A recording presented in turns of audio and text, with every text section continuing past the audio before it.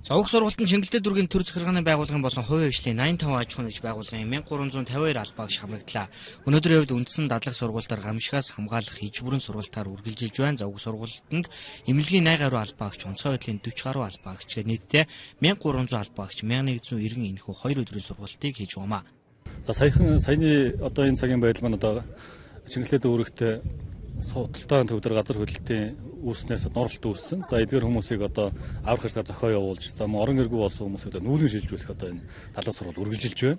За бид нар энд төр цуглах байранд хүмүүс 100 орчим хүмүүсийг байршуулаад, за энэ дээр одоо цагдаагийн байгууллага мэргэжлийн албадууд маань одоо чиглэлийн дагуу харилцан зохио явуулж, за энэ одоо бидний зогсож байгаа газар бол эрүүл мэндийн алба, эмнэлгийн тусламжийг одоо хүргэж байна. За мэргэжлийн байгууллагууд Улаанбаатар хотод газар хөдлөж болзошгүй гэж анхааруулж байгаа. Тиймээс бэлэн байдлаа хангаж ард иргэдэд мэдээлэл өгөх бол хамгийн чухал асуудал. Энэ чиглэлийн хүрээнд эдгээр сургуулиудыг явуулж байна. Өнөөдрийн сургуулийн энэ цагийн байдал Шингэлтэй дүүргийн худалдааны төв дээр газар хөдлөж болсны улмаас нуралт үүссэн. Энэхүү газар хөдлөлтөнд өртсөн иргэдийг аврах ажиллагааг зохион байгуулж, орон гэргүй болсон иргэдийг хорогдох байранд байрлуулах, бусад иргэдийг ч гэсэн нүүлгэн шилжүүлэх дадлаг сургалт үргэлжилж байна.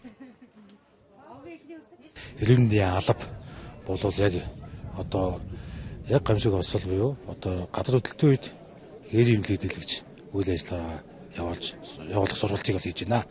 За ерөнхийдөө бол бид бол яг одоо өнөөдрийн сургалтаар бол яг боддоор үнэхээр одоо газар хөдлөөд одоо нэрвэстэд тээвэрлж авсраад эмнэлгийн анхан шатны мөн одоо хоёр дахь шатны нарийн мэргэжлийн мэс засал гэмтлийн тийм ээ лабораторийн бүх шинжилгээний сэтгэл зүйн гэдэг маш олон чиглэлийн үйл ажиллагааг олон улсын жишг нийцүүлэн ингэж дэлгэж явуулж байгаа нэг онцлогтой энэ сайхан сургалт болж байна. За эдгээр ажлуудыг шат тараатаагаар улс дүүргийн хэмжээнд зохион байгуулснаар нэгдүгээрт иргэдтэй мэдээлэл олох, хоёрдугаарт онцгой комисс мэргэжлийн албад хоорондоо харилцаа уялдаатай хамтран ажиллагаа зохион байгуулах үндсэн гол зорилготой сургалт юм а.